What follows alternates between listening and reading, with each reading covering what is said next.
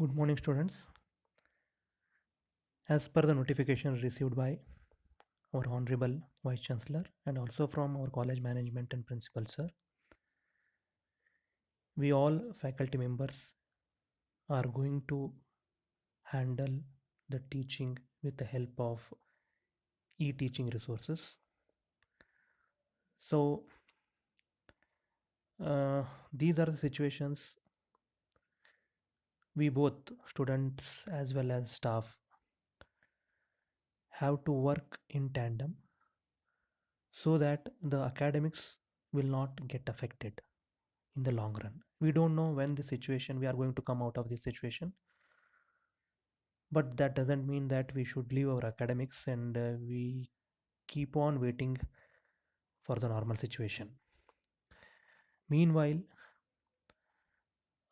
we will start with e-learning and teaching process. So as a part of that, I have already shared you the module 1 content. So this semester I will be handling the subject called as advances in VLSI design. In the first semester, you people have already gone through some fundamentals of CMOS. What do you mean by CMOS? Few circuits, few derivations, few fundamentals. So in this subject, with the title Advances in VLSI Design with the subject code 18EVE241, we are going to study few concepts where we have stopped in the first semester. There are 5 modules once again.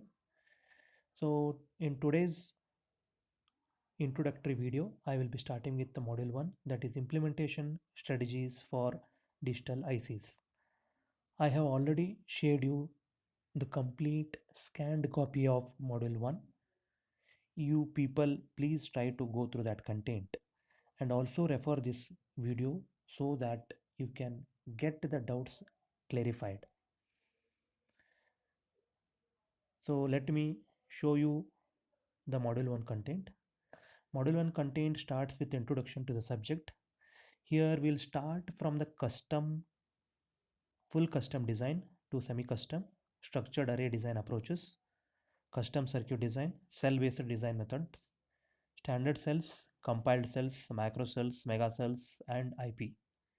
Semi-custom design, flow, array-based implementation approaches, pre-diffused array, pre-wired arrays, perspective, the implementation platform of the future. So few of the concepts what I can see from this particular module 1 we have already covered in application specific integrated circuit, the subject which we have studied the last semester. That doesn't mean that don't think that I will not be covering all these things. I once again will go in detail regarding all the concepts which we have already seen in application specific integrated circuit. Oh, since I've transferred this PPT from laptop to mobile phone, I think there is a difference in the format. Let me see if I can get this graph. Okay, so we'll start with the introduction of the first unit, that is implementation strategies for digital ICs. So here in this graph, uh, so what exactly, before explaining this graph, let me tell you the basic. So as the dramatic increase in complexity of contemporary integrated circuits poses an enormous design challenge.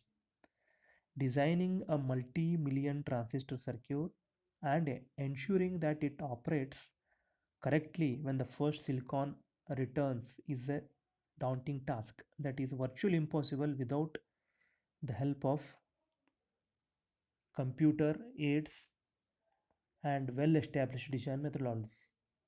In fact, it has often been suggested that technology advancements might be outpacing the absorption bandwidth of design community. Uh, Here, as per the graph, you can see there is a gap between the number of transistors per chip which are being manufactured and the productivity of an engineer, VLSI engineer, who is involved in the production of such ICs. So Y-axis will tell you the transistor per sorry per chip in K, in thousand, Y-axis will tell you the logic transistor per chip in thousand, whereas X-axis will tell you the years from 1981 to 2009. And the Y-axis on the right side also will tell you the productivity, transistors per staff per month. So you can see the number of transistors. The first slant line will tell you the number of transistors which are manufactured per chip have already crossed in crores, whereas the productivity of the engineers who can produce or who can design transistors per month is very low. There is a huge gap. Obviously, the technology is advancing, but for an engineer, it will take some time to understand the technology, understand the tool, then only he can come up with a new design. But this gap has to be reduced in the long run, or else it's very difficult to come up with sophisticated and complicated ICs. Right? So, this is all about that graph. Then we'll see what are the different parts of a simple processor. You can see there are four major blocks. The first block is with respect to the data path. Data path is nothing but the core of the processor. It is where all computations are performed. The other blocks in the processor are support units that either store the results produced by the data path or help to determine what will happen in the next cycle. A typical data path contains consists of an interconnection of basic combination functions such as simple logic as AND or XOR or arithmetic operations in terms of addition, multiplication, comparison, shift, and so on. Right? This is with respect to data path. This is nothing but the core, nothing but the ALU, arithmetic and logic unit. It also contains that. If you go to the second block, that is control module. This control module determines what action happen in the processor at any given point of time. A controller can be viewed as a finite state machine. So controller is a block where exactly the control action take place. While designing this control block, we will make use of finite state machines. Then third module or the third block is memory block. This memory module serves as the centralized data storage area. A broad range of different memory classes exist. The main difference between those classes is in the way data can be accessed, such as read only. The memory can be read only, such as ROM, or it can be read and write memory, such as RAM. Both the type of memory has its own functionality. For example, ROM is used to store the control programs such as firmware, whereas RAM is used to store the user data. Right? Next, going to the interconnect or I/O port circuitry. The interconnect network joins the different processor modules to one another, while the input-output circuitry connects to the outside world. So this is with respect to the simple processor. Next, as per the text, they have explained an example of system on chip. This particular block diagram is from Nexperia system on chip. This single chip combines a general purpose processor core, very large integrated integration instruction word, signal processor, a memory system, a MPEG coprocessor, multiple accelerator units, and input output peripherals, as well as two system buses. So you can see so many blocks have been combined to produce this particular system on chip. It combines all the functions needed for realization of a complete high definition digital TV set. It combines two processors, memory units, specialized accelerators for functions such as MPEG, coding and decoding, and data filtering, as well as a range of peripheral units. Other applications such as wireless transceivers or hard disk read and write units may even include some sizable analog modules. Now, choosing an effective implementation approach as per this block diagram strongly depends upon the function of the module under consideration. For example, memory unit tend to be very regular and structured, right? All of we know that memory module is very structured. We need to replicate it, that's all. A module compiler that stacks cells in an array like fashion is thus the preferred implementation approach. Whereas controller, on the other hand, tend to be unstructured and other implementation approaches are desirable. Now, the choice of implementation strategy can have a tremendous effect on the quality of the final product. The challenge for the designer is to pick the style that meets the product specifications and constraints. What works well for one design may well be a disaster for another one. So as a designer or a engineer, we should be very much clear what particular block we are designing and what approach should be used for designing that particular block. Right now we'll see the trade-off of energy efficiency versus flexibility. A design that embraces flexibility or programmability is very attractive from an application perspective.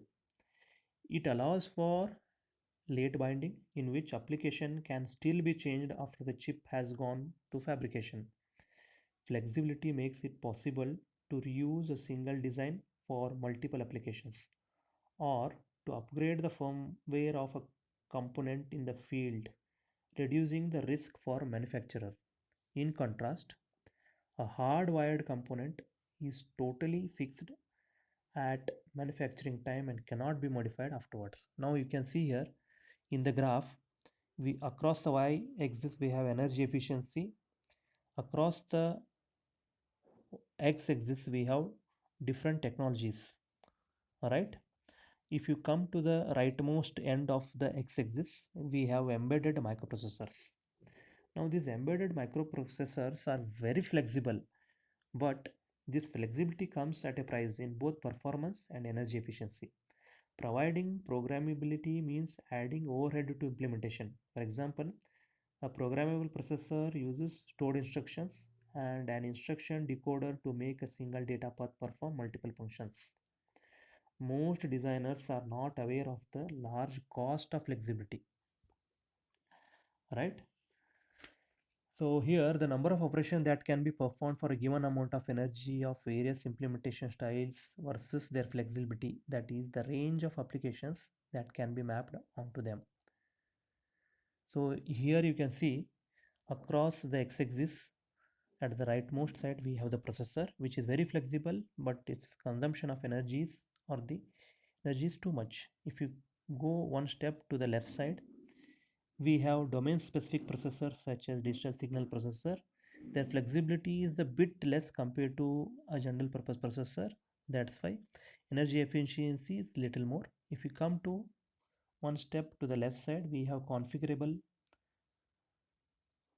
devices which are more energy efficient but less flexible. If you come to the one more step to the left side, we have hardwired custom functional blocks. Now here, these hardwired custom blocks have been hardwired during manufacturing. You don't have any flexibility of changing any part of that particular IC.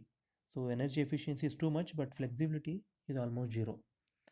Now as a design engineer, you have to think what type of component you have to use for your application, right? So we have different implementation choices. Such a division we have already seen in application specific integrated circuit also. So digital circuit implementation approach can be broadly classified into full custom and semi-custom. Full custom is nothing but the design will start from the scratch. Semi-custom once again classified into two parts as cell-based and array-based. In cell-based we have standard cells and compiled cells and macro cells. In array-based we have pre-diffused gate array and pre-wired FPGA, right? So once we talk about full custom or custom circuit design, when performance or design density is of primary importance, handcrafting the circuit topology and physical design seems to be the only option. Indeed, this approach was the only option in the early days of digital microelectronics, as is adequately demonstrated in the design of Intel 4004 microprocessor. The labor intensive nature of custom design translates into a high cost and long time to market. Alright, so I will show you. So this is Intel 4004 which has been manufactured with help of full custom design. Now we'll go for full custom design under following conditions. These conditions are listed in the PPT. You can see there. The design has can be reused many times. Cost can be amortized over large volume, such as microprocessor or controller. Cost is not the prime criteria, such as supercomputers. Only under certain criteria we will go for full custom, or else we will try to make use of other type of development strategies. Only the most performance critical modules such as phase lock loops and the clock buffers are designed manually, that is full custom. Right now, if we go to the cell based design methodology, there are, since the custom design approach proves to be prohibitively expensive, a wide variety of design approaches have been introduced over the years to shorten and automate the design process. This automation comes at the price of reduced integration density and performance.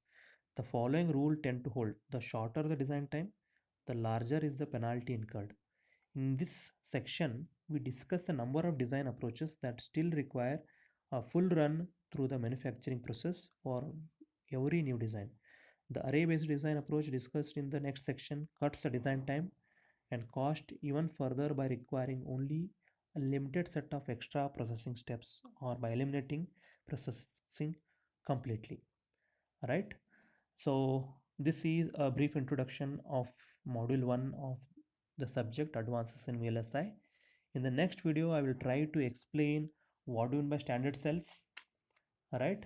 Its examples, how it is being done, and so on. I will continue the remaining part. Until then, all of you, please go through the PDF shared.